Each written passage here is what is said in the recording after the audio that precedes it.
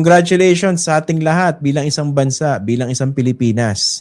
Dahil sa ikasampung anibersaryo ng ating arbitral victory laban sa China dyan po sa Permanent Court of Arbitration, ito lang naman po yung desisyon ng arbitral award na nagbasura doon sa bogus na 9-dash line claim ng China at kine-claim kasi nila more than 85% ng buong South China Sea.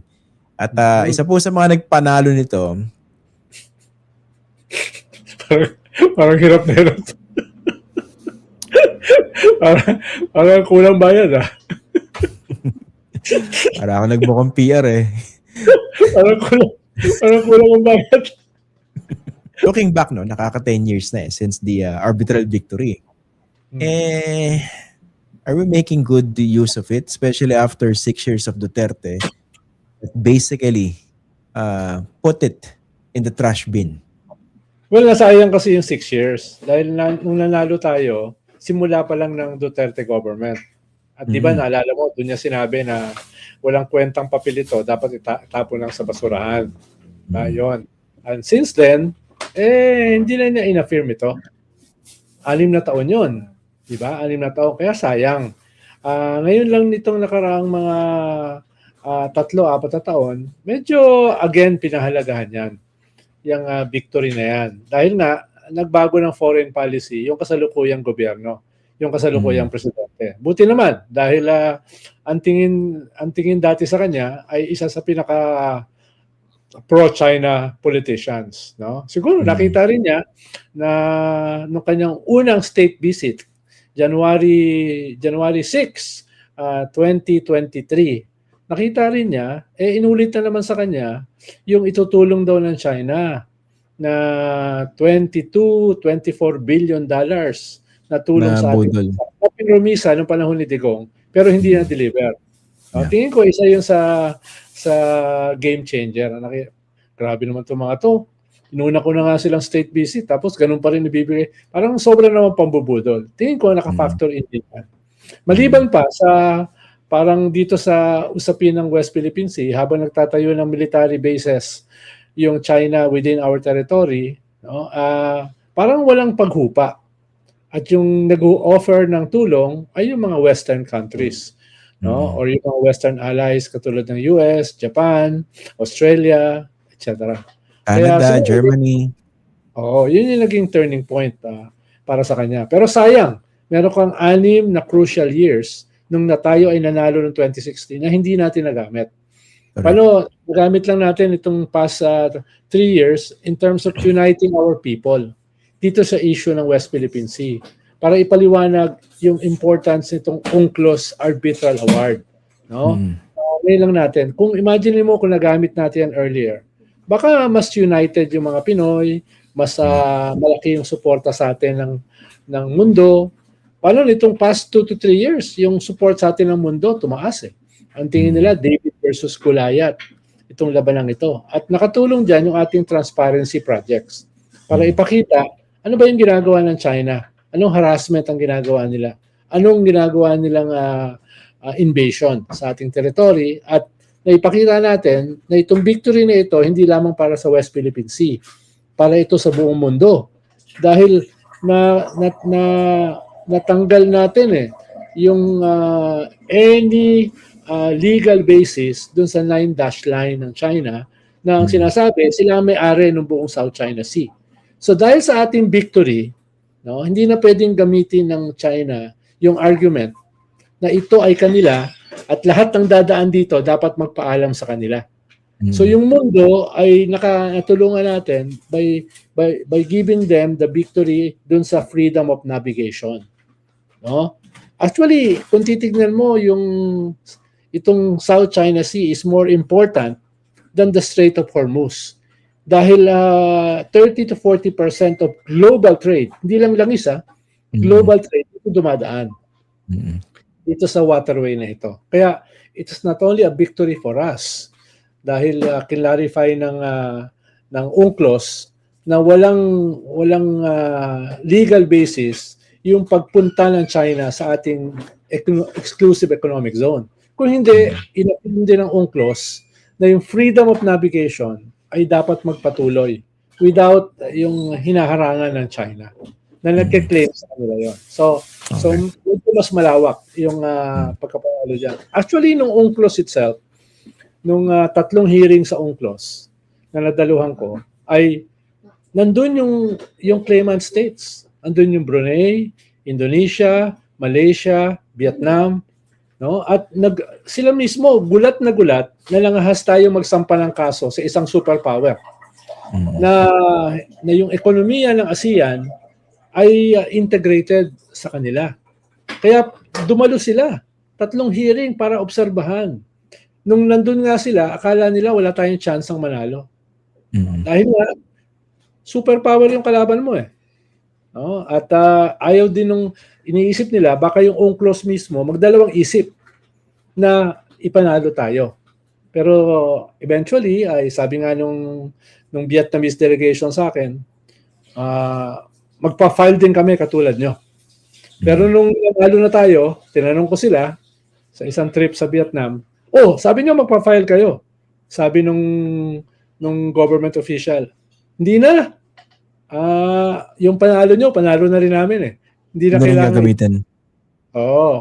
So very content, especially Vietnam, ay very conscious na ang laki ng tulong natin mismo sa kanilang claims, sa kanilang territory na sinasakop ng China dahil sa ating victory. Okay. Tsaka syempre, added context sa mga viewers natin, baka di iba nalilito, no? Hindi naman po sinettle nitong arbitral victory sa Permanent Court of Arbitration yung territorial dispute. Pero nilinaw po nito yung maritime entitlements. Kasi ibang korte yung magsesettle ng territorial dispute. At saka yung isipin yung context din. Alala ko to yan. Very open yung cabinet meeting ni Duterte nung July 12, 2016, hindi ba? Tapos doon niya nabanggit yung parang nakalimutan exact quote, pero sabi niya he wanted to give a soft landing to China. Tapos humaba na yung cabinet meeting, hindi niya na-realize naka-live stream. Kaya pina-close door nila. Kasi saka naman nakakita ng cabinet meeting open to the public. So mga tentativeness, no? Tapos toward the end of the Duterte administration, medyo nagbabanggit na siya na, sige, invoke na natin yung arbitral victory. Pero by that time, kalokohan na yun eh. Ang isa pong leksyon dito, nabudol tayo big time. Actually, hindi naman kami, no? Marami sa ating mga kapwa Pilipino nabudol, especially when Duterte said, sasakay siya sa jet ski. Of course, sinabi niya, that was the campaign, nagbibiro lang siya, di ba? Ibig sabihin, tinarantado yung mga Pilipino, di ba? Harap-harapan nitong si Duterte. At hanggang ngayon, nakikita po natin, hindi po ba? Di ba sinasabi ni Sanedo ang laki na ng pagbabago, no? Mas united na yung mga Pilipino pagdating dito sa ating panalo sa West Philippine Sea. Pero nakikita nyo pa rin yung mga Duterte forces, kakampi yung China, talagang sinisira pa rin po yung ating legal victory and legal standing, legal and moral victory. Yun ang masakit po. At marami dyan, mga Pilipino pa naman. Tsaka bago natin makalimutan, yung delegation, malaki yan, pero yung mga key people ay minsan nakakalimutan na. Halimbawa, yung head ng delegation, si Solicitor General Hilbay, na ngayon ay medyo semi-retirement, kaya hindi na siya lumalabas dito sa mga interviews, etc. Sayang, dahil siya yung head ng delegation. Nandiyan din yung yumao nating dating Secretary of Foreign Affairs, si Albert De Rosario, na binan ng China.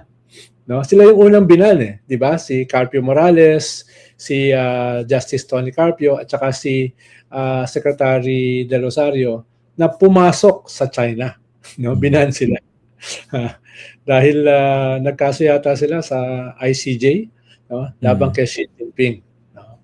So, tapos yung iba pang hindi masyadong nakikilala, siyempre kilala natin si Justice Carpio, hindi natin kilala si Justice Hardelesa. Nandun din siya. Dalawang justice ng Supreme Court ang pumunta ron, no? Parang kasama ng team. Tapos yung mga ambassadors na mga kasama rin doon, no? Katulad halimbawa yung ambassador sa European Union, si Ambassador Bataclan, no? Marami pa. Nandun din mga secretary ni Abby Balte, nandun siya, no? Nandun din si Armed Forces Chief of Staff Bautista, si Secretary Gasmin, nandun din siya, no? si Secretary Ochoa at saka si Secretary Laila de Lima. Dumalo sila at least once dun sa hearing. No? So, Tsaka si 'di ba instrumental din diyan si Ambassador Henry Bensurto before. siya yung kasama ni Ambassador Del Rosario. Nga pala, nandun nga pala si Senator Pong Biason at saka si Oo. Speaker Belmonte. Dumalo rin sila ng at least one meeting, no? Yung bandang huli. Actually, kinausap ko nga si Pong Biason noon eh. Dahil may mga moments dyan na minsan yung mga abogado kasi judicial yung kanilang focus eh. Kailangan ipaliwanag sa kanila, political din ito eh. No, hindi pwedeng baguhin yung foreign policy ng presidente. So, yun naman yung aking maliit na role doon para kausapin at ibalik sa strategy yung mga abogado na ang focus, magagaling eh. Ang focus nila yung judicial aspect ng hearing. No? At sinabihan ko si Pong Biason, Sen, doon ka lang sa likod ko Sabi niya, anong gagawin ko? Tiger look. Talo, ang laki ni Pong Biason, di ba? Siya yung pinakamatangkad doon sa picture taking. So sabi ko, tiger look ka lang. Habang ako yung babanat, ako yung magsasalita. So, kaya nung matapos yung hearing, binigyan ko ng isang regalo si Senator Pong Biason. Isang coffee mug na parang 45. Hindi ko nakalimutan yun. Kaya pumanaw na rin si Senator Pong Biason. Pero malaki rin yung naitulong niya. Lalo na as a enforcer. Ay, yung Ronald Llamas, gaano kalaki, gaano ka significant yung kanyang munting Ang mas contribution. significant si Hilbay at saka si Secretary Del Rosario. Yan ang dalawang mga significant. Pag meron lang away, saka lang sisingit yun. O kung kinakailangan ko, sabi ng abogado. Si attorney, sa Florin Hilbay, dun sa mga hindi na siya masyado naalala, bar top notcher po yan. UP College of Law, ang undergrad niyan, Economics, UST. Ayan. Ang problema rito, Sen, is mas mahalaga lang ngayon dahil, ayun nga, pati Batanes, claim ng China ngayon. Diba? Dati correct. mga academician lang yung naglabas a few days ago. Tapos 2 days ago, naging official position na ng Communist Party of China na ang Batanes ay historically kanila. Napakahalaga niyan dahil yung Batanes at saka yung southern part ng Taiwan, 100 kilometers lang ang agwat nan eh. At yung Pasig Strait, yan ang daanan galing sa Pacific nung mga gustong tumulong kung sakaling magkakaroon ng gera over Taiwan and over Japan. Diyan manggagaling yung Australia, New Zealand, Hawaii, Guam. Kaya gustong-gusto ng China na makontrol yung gateway na yan. No? Kaya nagiging strategic. Kaya kiniklaim nila na China daw yan. Kaya nagiging mahalaga itong anniversary kahapon sa konteksto ng increasing aggression ng China. Yun nga eh. Pero ito yung word of caution lang. No? Kasi sa atin na mga matitino mag-isip, talagang sobrang katarantaduhan itong pag-claim ng China sa Batanes. At ganun yung tenor nung response ng Department of National Defense, diba? Si Gibo Chodoro, tsaka ng Department of Foreign Affairs. Pero let's not downplay this claim by China kasi matinding propaganda ng China. Dahil baka before you know it, without an aggressive counter-narrative, marami nang maniniwala. O nga kailangan mo lang mag-sow ng doubt di ba? O nga, malapit yan eh. Tapos yung Taiwan is considered a province, a renegade province of China. Sobrang po yan, sobrang katarantaduhan. Kaya dapat nag-iingat po tayo. And yung isang punto rito sa ganito, no? Kasi 2026 na, 2 years from now, election na naman. Alam natin, panagpalitan naman na administrasyon at kunwari, naluklok na naman sa Malacanang ay tuta ng China. Kung ano man yung naging gains nitong 2022 until 2028, madali yung mabaliktad, hindi ba? So, isa yun sa mga problema ng Pilipinas yung pag-institutionalize sa mga bagay na dapat ganun kahalaga sa atin bilang bansa. So, what can be done if and when that happens? alimawa nitong nung first 6 years ng ating victory sa UNCLOS, syempre, tahimik dyan yung Duterte government. Pero nitong past 4 years na nag-heighten yung aggression, ay tahimik pa rin yung ating Vice President. Tahimik pa rin yung ating mga chinadors. Dapat naman ipamukha natin yan. Diba? Dahil overwhelming naman yung support ng Filipino people diyan sa claims natin sa West Philippine Sea. Kahit hindi pa yan bahagi ng ating curriculum, kahit hindi pa yan itinuturo sa ating paaralan na ito ay West Philippine Sea, mismo mga ilang chinadors hindi alam na may West Philippine Sea. Pero mapa ba kasi kayo? Nasa mapa ba yan? Correct, no? Pero yung Vice President mo never nagsalita. Halimbawa, natapos yung anniversary, ni ho, ni ha, wala. Tahimik. Oo nga, nihintay ko Wala sinabi, no, kahapon? Wala. Tahimik. No? Kaya sana wala naman. Ng one-liner? Wala bang one ng Invictus type? Walang Invictus, no? Kung yung tunay kasi na blooded but unbowed, yung Filipino people diyan sa West Philippine Sea. No? Kahit isda, mga Coast Guard. Yes, kahit the biggest navy in the world, ang China, the biggest standing army, nire-resist pa rin natin in so many ways. Diba? Kahapon lang ang daming sabay-sabay na celebration sa Quezon City, naglagay ng marker, no? Sa Zambales, naglagay ng mapa sa dagat, no?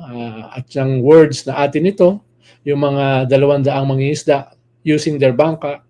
Tapos sa Cebu, nagkaroon ng mobilization, yung dahil naglabas ng resolution yung Cebu City Council na dapat i-celebrate yung July 12 as West Philippine Sea Day. Sumunod today ang Cebu Province. Dati kasi Cebu City lang So tapos ginawa na rin nauna yung Bulacan Provincial Council, Puerto Princesa, nauna na rin, Antipolo, no? So magtataka lang ako, ba't hindi pa yung Malacanang ang gawin itong West Philippine Sea Day? Imbis na yung mga individual pa ng mga LGUs ang gumagawa. Yung tapang-tapangan ng mga ilang mga politiko, no? Dapat nilalagay yun sa lugar Diba? Ito yung nakabibingin tahimik nito mga senador na ito 10th anniversary ng arbitral victory, no? Tahimik sila.